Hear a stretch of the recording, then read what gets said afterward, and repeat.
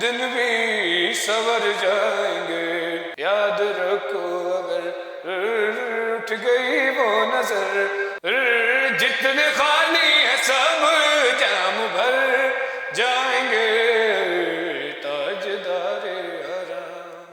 अस्सलाम वालेकुम नाज़रीन, प्रोग्राम मुकालमा के साथ मैं हूँ सादिया अनवर। और जैसा कि आप जानते हैं कि इंडो पाक की हिस्ट्री में जो चीज़ इसकी खूबसूरती को इन्हेंस करती है वो है फ़न कव्वाली, जो कि इश्क हकीकी और इश्क मजाजी दोनों पर अपना असर रखती है और गहरा असर छोड़ा है। और अगर हम इंडो पाक की हिस्ट्री की बात करें तो पाकिस्तान की ज़रखेज़ मिट्टी ने इस कव्वाली के फ़न में ऐसे नादिर नाम दिए हैं जो कि रहती दुनिया तक याद रहेंगे। उनमें सबसे बड़ा नाम उस्ताद नुसरत फ़तेह अली ख़ान साहब, अज़ीज़ मियाँ कव्वाल साहब और साबरी ब्रदर्स, जिनमें स्पेसिफ़िकली मैं ज़िक्र करना चाहूँगी मरहूम अमजद साबरी साहब का, जो कि ताउम्र याद रहेंगे और अपने फ़न की वजह से ज़िंदा रहेंगे। सच ए लेजेंडरी पर्सनैलिटी। और आज हमने मदू किया है उन्हीं के बेटे मुजद्दिद साबरी को अपने स्टूडियोज़ में। This is really a great honour for me to interview such a new talent, young talent. अस्सलाम वालेकुम मुजद्दिद, कैसे हैं आप? वालेकुम अस्सलाम, आप कैसी हैं? मैं बिल्कुल ठीक ठाक। मुजद्दिद, सबसे पहले तो मुझे आपसे ये पूछना है कि एक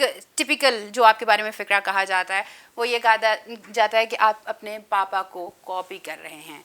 तो इट्स वेरी गुड थिंग, आप अपने पापा की याद को, उनकी विरासत को लेकर आगे चल रहे हैं। लेकिन आप जैसा कि जानते हैं कि ज़माना जिद्दतों भरा है और इसमें बहुत सारी चीज़ों को और ज़्यादा जदीद करने की ज़रूरत है। तो आप फ़न कव्वाली के हवाले से क्या सोचते हैं? फ़न कव्वाली के हिसाब से हम बहुत सीरियसली इसे लेके चलते हैं, क्योंकि ये एक टॉपिक ऐसा है कि जिसने, और हमारा घराना ऐसा है कि ये 70 साल की मेहनत मुझे पे वेट करी और लोगों को इंतज़ार है कि यार अगर मुजद्दिद आएगा तो वो कैसे करेगा।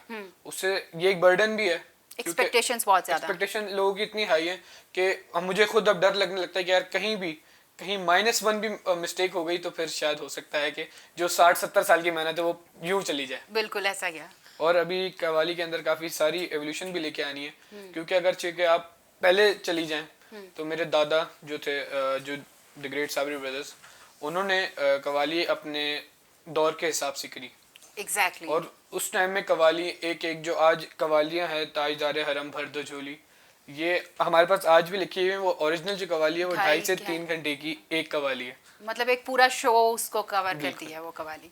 और ऐसे पहले तो ऐसे होता था कि रात को अगर 9 बजे इवेंट शुरू हुआ है तो सुबह 6 बजे तक, 5 बजे तक चलता था, और उसमें कि मेन 5-6 कव्वालियाँ, 7 कव्वालियाँ हो जाती थी।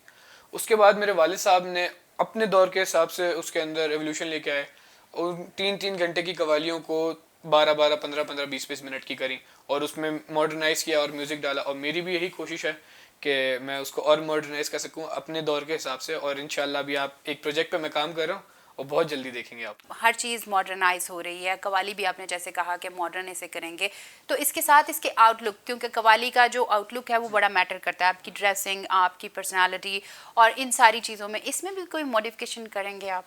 कोशिश होगी, लेकिन जैसे मेरे घर वालों के सबके बाल बड़े थे, मेरे दादा के बाल और मेरे वालिद साहब के बाल सबके बड़े थे। मैंने भी कोशिश करी बाल बड़े रखने की, लेकिन वो एक छोटा काम नहीं है। कोई क्या पंजाबी में कहते हैं ना, कोई सूखा काम नहीं है। तो मैंने कोशिश करी लेकिन मुझसे नहीं हो सके।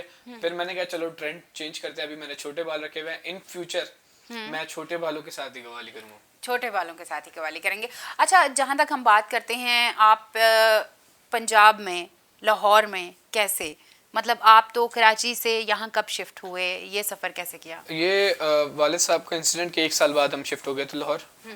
2016 में वालिद साहब का इंसिडेंट हुआ था और 2017 के अगस्त में यही टाइम चल रहा था, जुलाई के एंड और अगस्त की स्टार्टिंग, इसमें हम शिफ्ट हो गए थे प्रॉपर। हमारा मेन ये था कि हमने पाकिस्तान से बाहर जाना है। हमारा जर्मनी का भी वीज़ा था हमारे पास, और तो हमें कनाडा ने तो खुद ऑफर किया था कि हम आपको वीज़ा दे देते हैं, आपको नेशनलिटी दे देते हैं, लेकिन उसमें ये था कि हमें अजाइलम फॉर्म फिल करना था। हाँ। जिससे ये कि हम 10 साल तक वापस पाकिस्तान नहीं आ सकते थे, और उसमें और भी कुछ टर्म्स ऐसी होती हैं जो आपके लिए एक्सेप्टेबल नहीं थी। तो हमने उससे इग्नोर करके फिर मेरी वालदा की वजह से हम लाहौर शिफ्ट हुए। उन्होंने, क्योंकि वहाँ पे रह के सब बंदा मूव ऑन नहीं कर पा रहा था, सब कुछ रिवाइंड हो जाता था, तो यही सब ने फिर फैसला किया कि कराची से निकला जाए। अच्छा, कराची तो आपका शहर था, बचपन वहाँ गुजरा था, सब लोग जानते थे, कंफर्ट लेवल था। लेकिन अगर हम बात करते हैं लाहौर की, तो कहते हैं लोर लोरे इदा जग ते ना कोई तोड़े। तो लाहौरियों ने आपको कैसा वेलकम किया, किस तरह का रिस्पांस रहा, कैसे देखते हैं आप? अच्छा है, लाहौर बहुत अच्छा है। काफ़ी साफ़ सफाई के मामले में लाहौर मुझे बड़ा अच्छा लगा, और लाहौरी लोग भी काफ़ी अच्छे हैं, काफ़ी मेहमान नवाज होते हैं। और बाकी अब तो काफ़ी 4 साल हो गए, तो पंजाबी भी समझने आया लग गई है। बोलने लग गए हैं आप माशाल्लाह। काफ़ी अटक अटक के बोलता हूँ, लेकिन ये है कि समझ कोई पूरी प्रॉपर का पंजाबी बोल रहा होगा ना, वो समझ आ जाती है। तो कवाली में पंजाबी लाए ना, हमारा जी भी लाए कुछ लाए करें। लाए हैं ओके। मेरे मेरे दादा ने बहुत सारी लैंग्वेजेस में कवाली पढ़ी है। पंजाबी, सराइकी, उर्दू, हिंदी, गुजराती, हरियाणवी, बहुत सारी लैंग्वेजेस में पढ़ी हैं, और हम भी करेंगे इंशाल्लाह। करेंगे। अच्छा, मुझे मुजद्दिद ये बताइएगा कि आप जैसा देखते हैं कि हमारे शोज़ होते हैं, जितने आर्टिस्ट हैं उन सब के शोज़ होते हैं, हम जसाबी साहब के भी होते थे। आप क्या देखते हैं कि आपके पापा के नाम को आपकी पर्सनैलिटी को कितना स्ट्रेंथन किया है? अभी जो मैं आपके शो पे बैठा हूँ, अपने वाले साहब की वजह से ही बैठा हूँ, अपने घराने की वजह से ही बैठा हूँ, क्योंकि अभी मैं इस काबिल बिल्कुल नहीं हूँ कि मुझे लोगों की जाना जाए, क्योंकि इस नाम को बनाने में सालों लोगों की मेहनत लग जाती है। कुछ लोगों को ये लगता भी है कि इसको तो एक स्टार मिल गया, नाम है इसके पीछे, इसने। लेकिन मैं यहाँ एक और मेजर फैक्टर जो है वो ज़रूर जिक्र करना चाहूँगी उसका। कहते हैं बड़े दरख्तों के नीचे छोटे दरख्त नहीं चलते। तो आप कैसे देखते हैं अपने आप को कि आप कैसे एक बड़ा दरख्त बनेंगे? बस उसको पानी डालना पड़ता है रोज, टाइम टू टाइम। मेहनत की ज़रूरत है। हर कोई भी काम हो, चाहे वो फ़न कवाली हो और दूसरे कामों से, मेहनत और मैनेजमेंट के साथ लेके चला जाए तो बंदा उसमें ग्रो कर सकता है। अगर हम बात करें आपकी प्रैक्टिस की, तो कहते हैं इसके लिए बड़ी रियाजत करना पड़ती है, प्रैक्टिस करना पड़ती है। तो सिंगर्स को तो मैं अक्सर सुनती हूँ कि वो बड़ी, उसका एक स्पेसिफिक टाइम होता है। क्या कवाली का भी कोई ख़ास वक्त होता है जिस वक्त पे उसकी रियाजत की जा सकती है? कवाली का और नॉर्मल सिंगिंग से कवाली थोड़ी ज़्यादा डिफ़िकल्ट है, क्योंकि कवाली के सुबह के राग डिफरेंट है, और शाम के डिफरेंट है, और रात के डिफरेंट है। अच्छा। कि इस हिसाब से आपको रियाजत करनी पड़ती है, और उस हिसाब से आपका गला खुलता है। और सिंगिंग के अंदर भी होते हैं, क्योंकि मैं पर्सनली सिंगिंग को इतना फॉलो नहीं करता। मेरा ज़्यादा फोकस जो है सूफियाना की तरफ, सूफियाना कलाम की तरफ ही होता है। बाकी बस ये है कि रियाजत तो चाहे वो मौसीकी का कोई भी हो, क्लासिकल हो, फोक हो, और बहुत सारी किस्म आते हैं। अब तो बहुत सारी किस्में आ गई, रैप भी आ गया और पॉप भी आ गया। एक एडिटिंग वाली किस्म भी आई है जिसमें एडिट होके वो सब ऑटो कुछ ट्यून ठीक भी हो जाता है, वो हो क्या जाता है, अब तो चल रहा है। वो किस्म सबसे ज्यादा आसान है? आसान वो भी नहीं है। अच्छा, आसान वो भी नहीं है। कैसे? माइक पे गाना रिकॉर्डिंग करने के बाद ऑटो ट्यून लगाने में भी बहुत मतलब वो आ जाता है। उसके लिए भी आपको स्किल चाहिए होती है कि आप अपनी ऑटो ट्यून में आवाज़ संभाल सकते हैं, नहीं संभाल सकते। कुछ लोग होते हैं ऑटो ट्यून में आवाज़ बिल्कुल पतली हो जाती है, किसी की भारी हो जाती है, क्योंकि कंप्यूटराइज हो रहा है ना सारा काम। Exactly. उसमें भी आपको सीखना तो पड़ेगा। तो यार ऑटो ट्यून तो अब लाजमी हो गया है। नहीं, मैं पूछना चाह रही हूँ, वो सीखना कव्वाल को पड़ेगा, सिंगर को पड़ेगा, या फिर उस बेचारे को सीखना पड़ेगा जो उसे एडिट कर रहा है? नहीं, जो सिंगर होगा, जो कव्वाल होगा, जो माइक पे खड़ा होगा, उससे सीखना होगा। अच्छा, इस ठीक सुर है। सुर की कायम ही होनी चाहिए। वो एक सुर पे कायम हो तो वो बच जाएगा। अच्छा, एक और बड़ी टेक्निकल चीज़ आपसे पूछना चाहूँगी मुजद्दिद। कहते हैं ये जितने पहलवान होते हैं या स्पोर्ट्समैन होते हैं, इनकी स्पेसिफिक एक खुराक होती है। इन्हें कुछ चीज़ों को लेना पड़ता है अपने वो हेल्थ केयर के लिए, या समझ लें कि अपने रूटीन को उसको मैनेज करने के लिए। एक सिंगर को, एक कव्वाल को आप क्या देखते हैं कि किस तरह की डाइट, किस तरह की हेल्थ रूटीन को मेंटेन करना पड़ता है अपने गले के लिहाज से स्पेसिफिकली? इसमें बहुत सारी बड़ी बड़ी चीज़ें होती हैं, जैसे बकरा अच्छा। खाते हैं। पूरा खा जाते हैं? पूरा खा जाते हैं। कच्चा खाना है नहीं या नहीं, थोड़ा कच्चा नहीं, टेंडर? पका के रोस्ट करके उसे।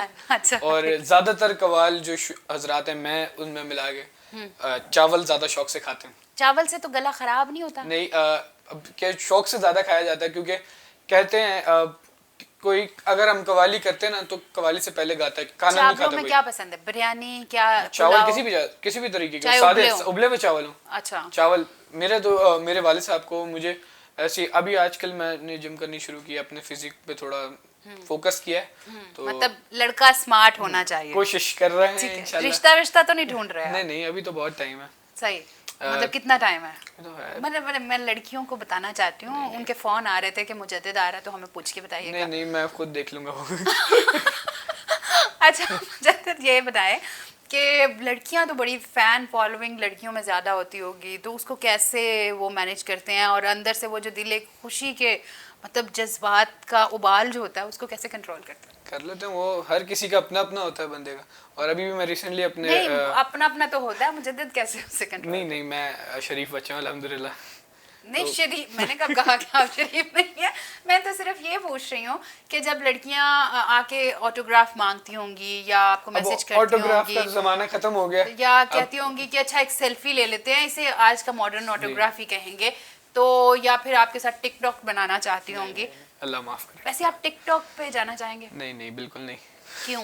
पसंद नहीं, प्लेटफॉर्म नहीं पसंद मुझे। वो ये है कि उधर बंदा आए तो फेमस मिनटों में हो सकता है, मेहनत कम है उसमें, लेकिन ये है कि अच्छा, अब ये वो वाहिद जगह है जो आपने अभी तक बताया कि मेहनत इसमें कम लगती है। हाँ, इसमें कम लगती है मेहनत। 15 सेकंड की वीडियो बना के डाल दी बंदे ने भाई, वायरल हो गई, जो फेमस हो गया। अगर आप कवाल नहीं है तो फिर मुजद्दिद क्या है? एक बहुत ही कामयाब बिजनेसमैन। ओ माय गॉड, कौन सा बिजनेस करना चाहेंगे? जो मेरे बहुत सारे बिजनेस दिमाग में हैं सही। और कुछ मैं अभी भी चला रहा हूँ। तो अच्छा, लाहौरी खाबे बहुत मशहूर हैं। आप लाहौर में आके सबसे ज्यादा आपको क्या चीज पसंद आई? खाने में, खाने के में, अंदर, खाने में। खाने के अंदर वैसे मैं पाए खाता नहीं हूँ। अच्छा, नहीं खाते? मैं पाए बिल्कुल भी शौक से तो नहीं खाता। दुनिया में मतलब लाहौर आए और आपने पाए नहीं खाए तो फिर क्या खाया आपने? क्योंकि जब मैं फर्स्ट टाइम आया था, क्योंकि लाहौर तो हम आते रहते थे, मेरी पप्पो यहीं शिफ्ट रहती थी लाहौर, तो हमारा आने जाने तो लगा रहता था, तो हमने यहाँ के वो फज्जे के पाए ही खाए। अच्छा मुजद्दिद, ये बताएं, अगर आपको मुल्क से बाहर काम करने का कोई मौका मिले तो क्या कहेंगे, क्या जवाब होगा? बिल्कुल करना चाहेंगे, अपने पाकिस्तान को रिप्रेजेंट करना चाहेंगे। That's a good thing. क्योंकि कवाली जो मेरा पेशा है वो म्यूजिक ही पाकिस्तान का है। क्योंकि अगर आपका पाकिस्तान का कोई सिंगर पाकिस्तान से बाहर जाके शोज वगैरह करता है तो उसमें ये नहीं लिखा हो जैसे आतिफ असलम फ्रॉम पाकिस्तान, लेकिन अगर कोई कवाल जाता है ना, जिसमें मेरे दादा गए, मेरे वालिद साहब गए, तो उनके पास एक बैज होता है जो उस पे लिखा होता है साबरी ब्रदर्स फ्रॉम पाकिस्तान, जो पाकिस्तान को रिप्रेजेंट कर रहे होते हैं। अच्छा, घर में कितना टाइम दिया करते थे? मतलब बचपन से कवाली सीखी बकायदा या फिर देख देख के वो एक इनहेरिटेड चीज है जो आपके अंदर है? वालिद साहब के इंतकाल तक मैंने कभी सोचा ही नहीं था कि मैं आगे कवाली में जाऊंगा भी। अच्छा। मैंने सोचा ही नहीं था कि मैं कवाली में जाऊंगा ही नहीं। फिर जब वालिद साहब का इंतकाल हुआ उसके बाद लोगों ने अटेंशन देनी शुरू करी, क्योंकि फिर मैं ऑन स्क्रीन आया, लोगों ने पसंद किया, और उसके बाद फिर लोगों ने एक्सपेक्टेशन लगा ली। फिर वही मेरे वालिद साहब के फैंस का जज्बा, उन्होंने जो बताया, उन्होंने दिखाया मुझे जज्बा कि भाई वो मुझ पे बिलीव करते हैं, उस वजह से मैं आज यहाँ पे हूँ। अच्छा, ये क्या बात है कि आपको उनकी वफ़ात के बाद, अमजद साबरी साहब की वफ़ात के बाद ये एहसास हुआ कि मुझे जाना चाहिए, लेकिन फिर भी व्हाट अ कंट्राडिक्शन, क्या ये खुला तजाद नहीं है कि 6 महीने पहले आपने सोशल मीडिया पे काम किया, एक्टिवली अपने सारी कवाली को प्रेजेंट करना शुरू किया प्रोफेशनली, तो इतना गैप कैसे दे दिया? कवाली एक समंदर है, मौसीकी एक समंदर है, उसको आप सारी जिंदगी भी लगा देंगे ना तो आप सीख नहीं सकेंगे, कभी कभी भी सीख नहीं सकेंगे। आप मुझे डरा रहे हैं या नहीं, मैं आपको जो ओरिजिनल बात है, जो रियलिटी है वो बता रहा हूँ। कवाली समंदर है, सारी जिंदगी आप सीखें। हमें सिर्फ हमारे घर वाले एक ही सीख देते हैं कि जिधर से जितना इल्म मिले वो ले लो। जो बंदा, आप चाहे वो आपसे छोटा हो चाहे बड़ा हो, जो इल्म दे रहा है उससे ले लो, और यही आपकी कामयाबी का राज है। कभी कभी दिल टूट जाता है, कोई ऐसा मौका जब वाकई डिस्करेज हुआ हो, मुजद्दिद को लगा हो कि नहीं यार अभी मुझे ये नहीं करना? नहीं, हेटर्स तो हर जगह होते हैं, बहुत सारे होते हैं। अभी रिसेंटली कुछ मेरे उस पोस्ट वगैरह पे कमेंट्स वगैरह भी आते हैं हेटर के, लेकिन हमने एक ही दिमाग में सोचा हुआ है, हेटर्स आर मोटिवेटर्स। वो हेट करते हैं तो what a beautiful quotation about life. ठीक है, तो हम उम्मीद करें कि मुजद्दिद बहुत अच्छी कवालियां हमें देगा, मतलब स्पेसिफिकली पंजाब को गिफ्ट करेगा इंशाल्लाह। मुजद्दिद, हम बातों में, मैं इतनी एक्साइटेड हूँ कि मुझे भूल ही गया क्या इतने अच्छे कवाल मेरे सामने बैठे हुए हैं और मैं उन्हें सुनने का शरफ हासिल नहीं कर पा रही हूँ, तो मैं अपने नाज़रीन को इससे और ज़्यादा दूर नहीं रख सकती। बिल्कुल। आप कौन सा कलाम सुनना चाहेंगे? कोई भी, बस वो कहते हैं कवाली एक ऐसा सुरूर है जिसमें बंदा खो जाता है। किस्मत में मेरी चैन से जीना लिख दे, डूबे न कहीं मेरा सफीना लिख दे, तो जन्नत भी गवारा है, जन्नत भी गवारा है मगर मेरे लिए ऐ कातिब तकदीर मदीना लिख दे। ताजदार हरम ओ निगाहे करम, ताजदार हरम, ताजदार हरम ओ निगाहे करम।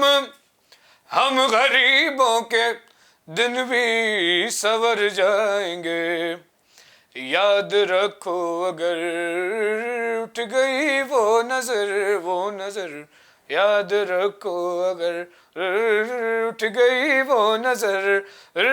जितने खाली है सब जाम भर जाएंगे, ताजदार हरम। मेरे पास अल्फाज नहीं है। दैट वाज सो ब्यूटीफुल और इतना पावरफुल। अभी से आपका वो जो वोकल है वो इतना स्ट्रॉन्ग है कि I never listen like this, और जितना सुना था उससे ज़्यादा मैंने आपको पाया है। अच्छा ये बताएं, आपके अपकमिंग जितने प्रोजेक्ट्स हैं उनके हवाले से कुछ डिटेल्स हमारे नाज़रीन के साथ शेयर करें। बिल्कुल करेंगे इंशाल्लाह, इसी हज के महीने में वो रिलीज़ होगा और स्टे ट्यून। काफ़ी अच्छा कलाम है और आज के दौर के हिसाब से आज की जो, क्योंकि हमारा मेन मकसद होता है यूथ को अट्रैक्ट करना और यूथ अट्रैक्ट होगी म्यूज़िक से, तो हमने उसमें काफ़ी काम किया है। अब इंशाल्लाह दुआ सबसे यही करेंगे कि अच्छा लोगों को पसंद आए, लोगों को पसंद आए। अच्छा अगर हम कोक स्टूडियो की बात करते हैं, जो कि ज़रूर करनी चाहिए, तो वो एक बहुत बड़ा प्लेटफॉर्म है हमारे सिंगर्स के लिए, हमारे जितने कवाल हैं उनके लिए।